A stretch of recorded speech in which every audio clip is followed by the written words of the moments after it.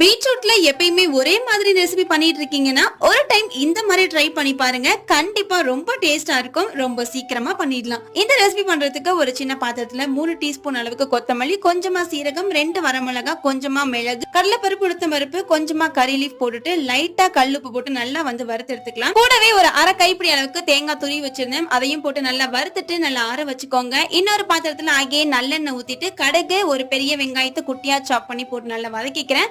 இப்போ நம்ம கட் பண்ணி வச்சிருக்க இந்த பீட்ரூட் கூடவே கொஞ்சம் மஞ்சத்தூள் போட்டு ஒரு அரை டம்ளர் தண்ணி ஊத்தி நல்லா வேக வச்சுக்கோங்க. அது நல்லா சாஃப்ட் ஆகுற வரைக்கும். பீட்ரூட் நல்லா வேகறதுக்குள்ள நம்ம அரைக்க வேண்டிய மசாலாவை தண்ணி இல்லாம நல்லா பவுடர் ஆக்கி அரைச்சிட்டு இப்போ இந்த பீட்ரூட்ல நல்லா மிக்ஸ் கொடுத்துட்டு ஒரு 10 செகண்ட் போல மூடி போட்டு எடுத்தீங்கன்னா ரொம்பவே டேஸ்டி அண்ட் ஹெல்த்தியான பீட்ரூட் பொரியல் ரெடி ஆயிடுச்சுங்க. அடடா, இந்த பொரியலை ரசம் அல்லது சாம்பார் சாப்பாடு கூட சாப்பிடும் போது அமிர்தமா இருந்தது. ட்ரை பண்ணி தான் பாருங்க. மறக்காம இந்த மாதிரி வீடியோக்கு லைக் பண்ணிட்டு போங்க.